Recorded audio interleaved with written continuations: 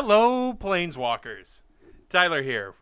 And today, for Monday, we're bringing you something a little bit different. Rather than a normal arena gameplay video like Andrew and I would normally have coming out on Mondays, spoiler season for M21 is started. So I figured we could start by looking over what we've already had spoiled so far. I'm over here on Scryfall.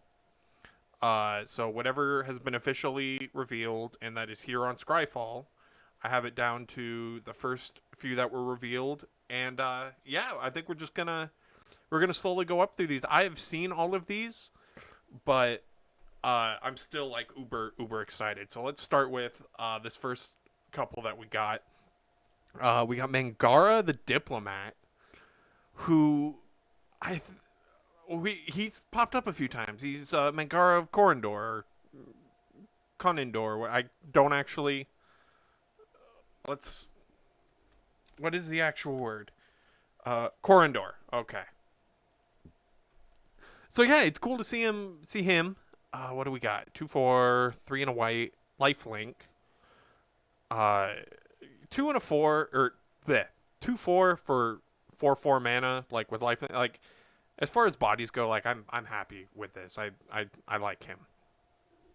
Whenever an opponent attacks with creatures, that's a weird wording. What else would they attack with?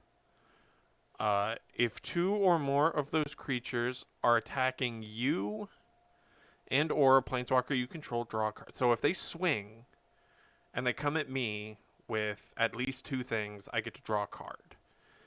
And whenever they cast their second spell each turn, draw a card. That's really neat. I don't like being attacked, but this bit, I'm super cool with this bit. What else do we got? Double Vision. 3 red enchantment. Whenever you cast your first instant or sorcery spell each turn, copy that spell. You may choose new targets for the copy. Jesus. This, oh my god. Who's the new, the Teamer Dinosaur Commander, that just came out in Ikoria Commander? Like, he is best friends with this. Oh my god, that's, okay. Alright, starting from the top, we have a lot of Teferis. Let's see. Okay, going up, okay, okay. So we got a lot to unpack here. It looks like they also did the Planeswalker decks are coming back, I guess. I don't know why. I thought they didn't like them because they were bad, but here we are. We've got Bad Deal. 4 black sorcery. You draw 2 cards, and each opponent discards 2 cards. Each player loses 2 life. For 6 mana, like, I'm primarily a black mage. Like, that's what I do, and I don't know. I'm not a huge fan of Bad Deal. I mean, it's an uncommon, but like, I mean, drawing 2 cards, and I mean, it's not bad. It super isn't, but I'm not the biggest fan. Jeskai Elder, so bringing back some stuff from Tarkir. 1 in a blue for a 1/2 with Prowess. Oh, good. Prowess is back. Whenever Jeskai Elder deals combat damage to a player, you may draw a card. If you do, discard a card. Let's go, Kung Fu Granny. I believe this is Reign. Yeah, Reign of Revelation. This is a reprint. Draw 3 cards, then discard a card. Instant, 3 in a blue. It's good. It's just good. Shipwreck Dowser, 3 blue, Merfolk Wizard. So a 5 mana 3/3 with Prowess, and whenever it enters the battlefield, return target instant or sorcery card from your graveyard to your hand. I could see. I guess I should kind of mention I'm coming at this from the perspective of why is this highlighted purple when I'm not anyway. I'm coming at this from the perspective of a Commander player. Commander is primarily what I do. It's primarily what we do on this channel. To be honest, like, I don't really play Merfolk. I know there's people that like them, but I think this is pretty good. I think Andrew's got a couple decks that would really enjoy having her. We got Llanowar Visionary, which 2/2 2 and a green, Elf Druid, enters the battlefield, draw a card, taps to add green. So they just stapled Llanowar Elves and Elvish Visionary together. Granted, technically, in that case, I think it would be 1 green green rather than 2 and a green, but we'll let them pass. Yeah, I mean, I'm more combat oriented when it comes to my formats. So, I mean, a 2/2 for 3 that gets you a card and can tap for mana. Like, I like it when my mana dorks can fight. That's why the O2 from Guilds of Ravnica that can adapt and become a 3/5 and then tap for 3 is one of my favorite mana dorks. Primal Might, X and green sorcery. Target creature gets +X/+X until end of turn. Then it fights up to 1 target creature you don't control. Whew! Now we're speaking my language. Not to mention Galta, through Galta's eyes, bringing back Ixalan. Shout out to Ixalan. I loved Ixalan. Who is this? I don't think this is its actual name. I'm pretty sure that Scryfall... Yeah, no. Scryfall gives them joke names until they're fully translated. Because Mayhem Devil is this... Well, Mayhem Devil's not this big. Mayhem Devil's a 3/3 for 3. This is a 5/5 for 5. But it does the exact same thing, and it's in mono red, and so Playhem Devil, I like it. I mean, I do play a little bit of Standard. You guys see that on my usual Monday videos. But, yeah, man. Jund Sacrifice and Rakdos Sacrifice is going to love this boy. Pack Leader, goodest doggo. Best doggo. Hound is being eroded to be dog. Let's go. Let's roll. 1 and a white, 2/2. Don't even care. Good doggo. Other dogs you control get +1/+1. Let's roll. Whenever Pack Leader attacks, prevent all combat damage that would be dealt this turn's 2 dogs you control. Let's go. Let's go.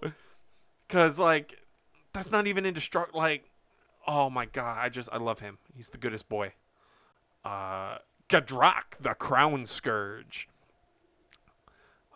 Give me my legendary dragon. It's the 5/4 flyer for 3 mana. Okay. What? Can't attack unless you control 4 more artifacts. Okay, makes sense. At the beginning of your end step, create a treasure token for each non-token creature that died this turn. Whew. He is going directly into Korvold. He and Korvold are going to become best friends. I'm calling it now. Chromatic Ori. I've really wanted to talk about this one. 7 mana, legendary artifact. 7 generic. You may spend mana as though it were mana of any color. Taps to add 5 colorless. So this thing effectively costs 2. It doesn't come in tapped. And then it can immediately tap for 5, which you can filter into... Which you can filter into anything. And 5 and tap it, draw a card for each color among permanents you control. Like, oh my god. I don't want to say it'll be a commander staple. Because, like, I don't think 1 or 2 color decks really want this. But, I mean, once you start getting into 3, 4, and 5 color, like, 5 color, 5, and tap to draw 5 cards, like, give it to me. Now, this, I have a couple of decks I'm going to want a copy of this thing for. Garruk's back. We got Garruk and Chandra and Liliana and Teferi and this new dude, all for the Planeswalker decks. So I'm not really going to go to too much detail. You've got the Planeswalker. You've got the thing that searches for the Planeswalker, in this case, Garruk's Warsteed, Chandra's Firemaw, Liliana's Scorn, Historian of Zelf. No. Teferi's Wavecaster. And Basri's Aegis. And then they all have the creature that gets pumped if they have them there. For Garruk, we've got the Predatory Worm. Chandra, it looks like the Carol Keep Disciples. We got Liliana Scrounger. I'm super happy that Liliana's back. Lily's my favorite character, or one of my favorite characters. But we got Liliana Scrounger. This one, it's Historian of Zhalfir. And here,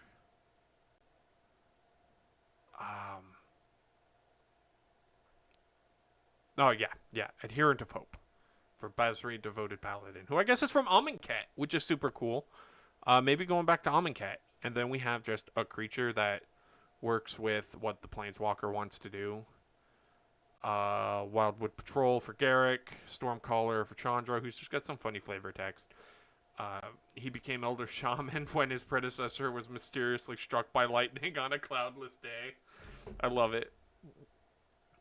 Spirit of Malevolence for Liliana, and Mystic Skyfish for Teferi, and Sigiled Contender for Basri. They're Planeswalker deck cards. I'm really not super concerned over them. I don't even care what they really do, if I'm going to be perfectly honest. Moving on. Indulging Partition. It looks like vampires are coming back. Vampires are going to be a thing. 1 white-black, 1/4 flying vampire. Hey, we're bringing... Noble is coming outside of... Eldraine.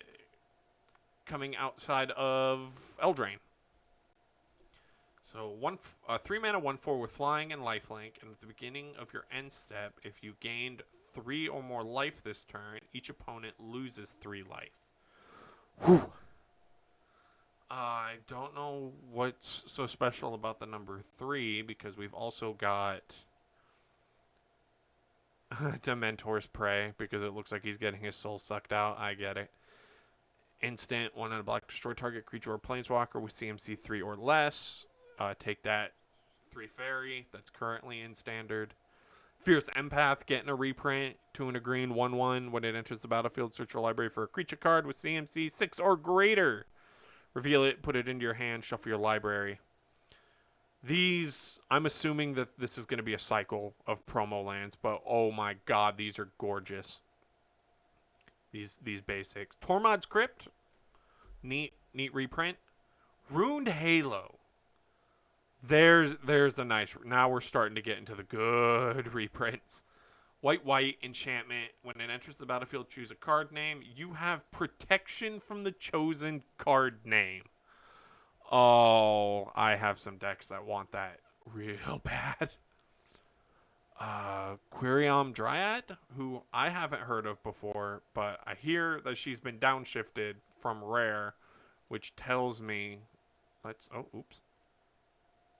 Which tells me, yeah, she's been... Oh, that's her... Is that her original artwork?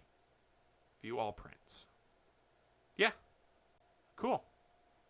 Oh, yeah, rare. Uncommon. The downshift. 1 and a green, 1/1. Whenever you cast a spell that's white, blue, black, or red, put a +1/+1 counter on the Dryad. Neat. I like it. But here, right here, Grim Tutor, the $160 to $200 card. I cannot believe it's been reprinted once, I believe. I think it's... Yeah, because it was in Starter 99, and then it was printed... Look at that, $216.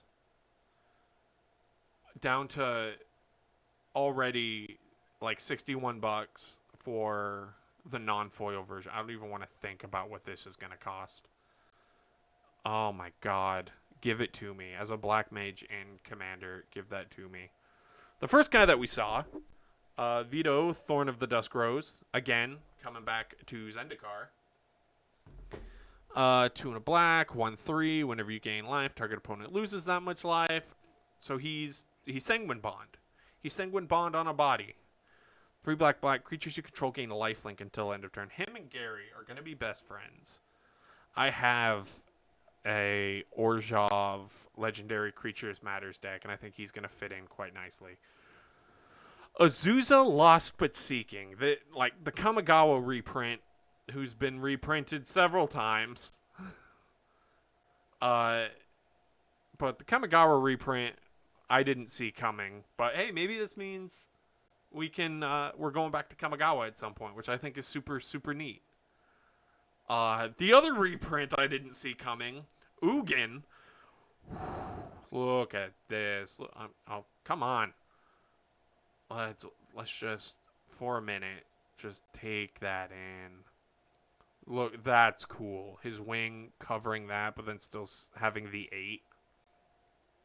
This artwork is just gorgeous. Like the feathers here.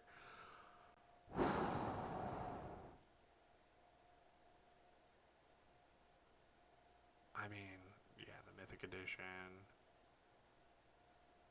Yeah. But hey, bringing Ugin down to like he's only going to get cheaper. Not to mention that. Oh my god, that is gorgeous. Got the legendary down here on the Planeswalker thing. This looks like his horns. This is pretty. This is real pretty.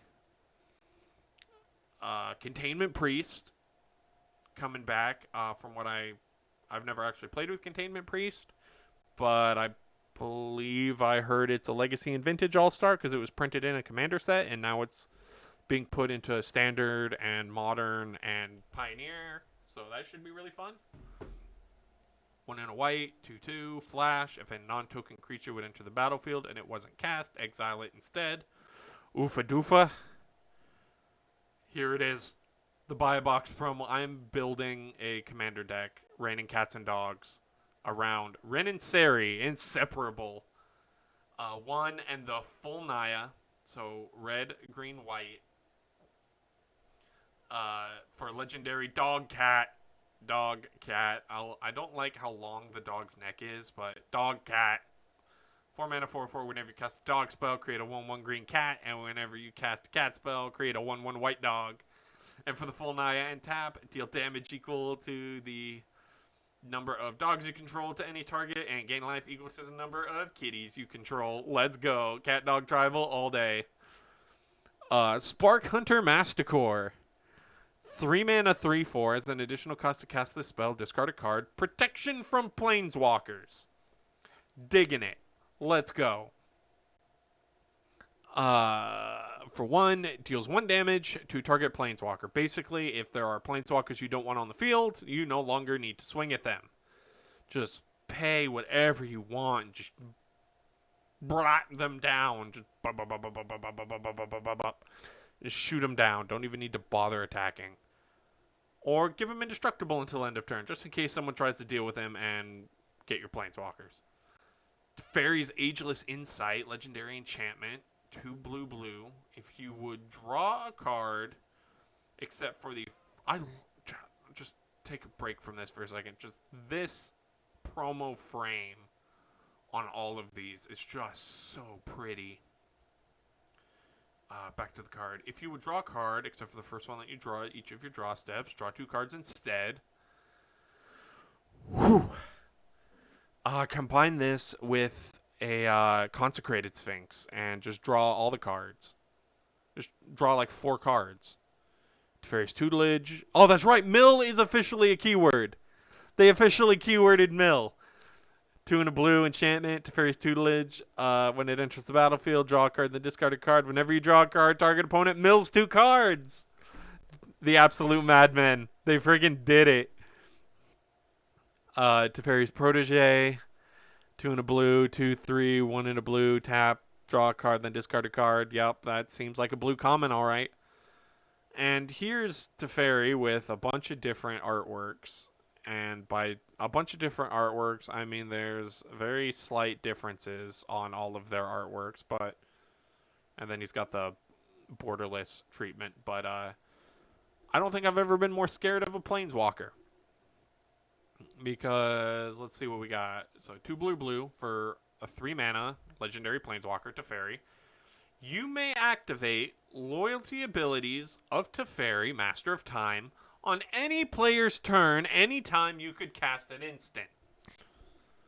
+1, draw a card, discard a card. -3, target creature you don't control phases out. -10, take 2 extra turns after this one. Oh my actual god. God, combine this with the Chain Veil, and you're not gonna have any issue getting to 10 mana. You're not. Just your turn, bump them up to 5. Opponents, like 4-player commander. Let's go. You bump them up to 5. Next person in rotation, you bump them up to 7. Third in rotation, you bump them up to 9. Fourth player in rotation, you either bump them to 10 and then immediately take your 2 extra turns, and then you'll get 3 turns. Or you bump them up to 11, and then on your turn, minus 10 and then plus 1, and you still get the turn that you're on. And just, God, this guy's going to break the Chain Veil. Speaking of the Chain Veil, Liliana, Waker of the Dead. Lily's back. I love this shawl. It's so pretty. Liliana, this artwork is also gorgeous. Liliana, Waker of the Dead. 2 black, legendary planeswalker, Liliana. 4 loyalty. Plus 1. Each player discards a card. Each player, or each opponent who can't, loses 3 life. Whew.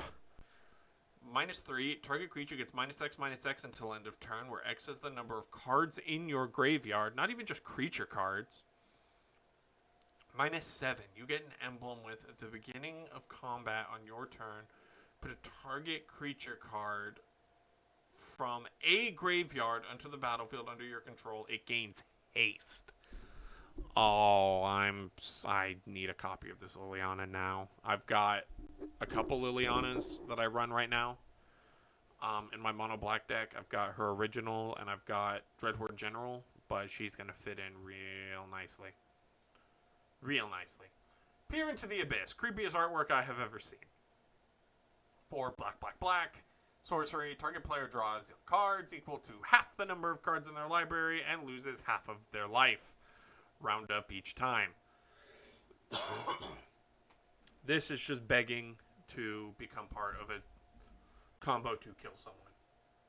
Like, find a way to double it and just do it. Just go all in. Baneslayer Angel's back. 3 white, 5/5, so 5 mana, 5/5, flying, first strike, lifelink, protection from demons and from dragons. Because why not? We just need Serra Angel's big, angry older sister. What else do we got? This next batch on Scryfall is mostly foreign. But we got Rewind getting the reprint. 2 blue, counter target spell, untap up to 4 lands. Digging that. Necromentia, 1 black, sorcery, choose a card name other than a basic land card. It only says basic land. Worth noting. Search target opponent's graveyard, hand, and library for any number of cards with that name and exile them. That player shuffles their library, then create a 2/2 black zombie creature token for each card exiled from their hand this way. So as I said at the beginning, I'm a commander player, and I could still see playing a copy of this just to get, like, Andrew's got his Golos deck, and the biggest issue we always have with that deck is dealing permanently with Maze's End. This is how we get rid of Maze's End. I don't think he has anything that can grab it from exile. But in Standard, where you can get 4 copies of this, ouch. Like, just butcher your opponent's deck. We'll go with the last English card, and then we'll look at these 4, and then we'll call it. Fungal Rebirth. 2 and a green, instant, return target permanent card from your graveyard to your hand. If a creature died this turn, create 2 1/1 green Saproling creature tokens. This is going in Korvold. Like, this is just value. This is going straight into Korvold. Not to mention that artwork. Oh boy. We'll just open up all of these in their own tabs, and we'll start with the Book of Big Brain Memes. Okay.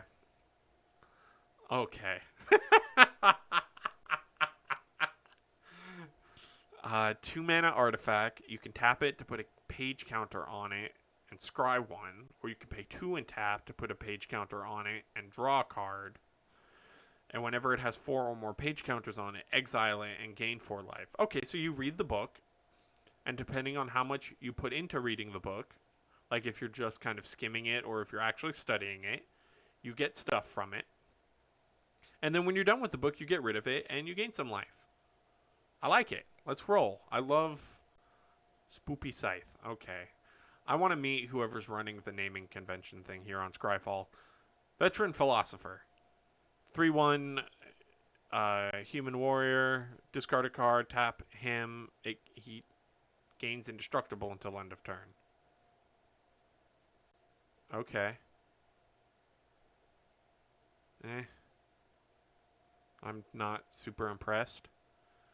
Whale of Fortune. I'm just happy to see whales coming back. Creatures your opponents control get -0/-1. Let's try that again. Oh, it's uncommon too. Creatures your opponent control gets -1/-0. 1 in blue and discard Whale of Fortune. Look at the top 2 cards of your library. Put one into your hand and the other into your graveyard.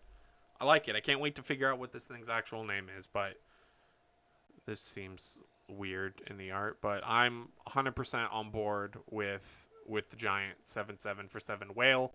I have a commander deck that is all about sea creatures. He is going to have a home. And let's wrap this up with the Spoopy Scythe. Artifact equipment. So 1 in a black, and it equips for 1. Okay. Enters the battlefield with a soul counter on it. Equipped creature gets +1/+1 for each soul counter, and whenever the equipped creature dies, put a soul counter on it. I love this. I am 100% on board. I've got a bunch of decks that could use a copy of this, and it's at uncommon. So, yeah, no, that it looks like that is currently all that we have officially revealed. Hopefully, come next Monday, we'll have Andrew looking at what more spoilers that we have. I'm super excited for this. But that's where I'm going to call it today. Thank you for listening to me ramble. I have been Tyler, and if you've enjoyed what you've heard today, be sure to shoot us a like, leave us a comment. What card are you looking forward to the most out of this set? Shoot a sub our way, if you want to see more content like this in the future. And be sure to ring that little notification bell so that you never miss an upload. Later, Planeswalkers.